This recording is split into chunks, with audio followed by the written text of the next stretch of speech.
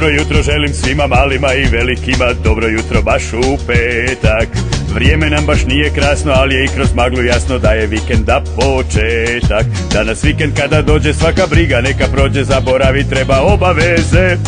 Mozak pustite na pašu, nek se pretvori u kašu, jer po vikendom razmišljat je bez veze.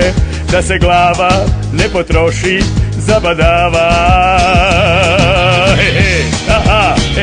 Sad smijem se jer sutra mogu spavati do podne, izležavat, baš da ne upotrebim izraz trkavat.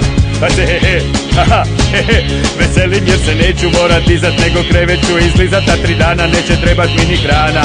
I još ja pelenu ću stavit kako krevet ne bih morao poplavit, jer se neću dizat ni na WC.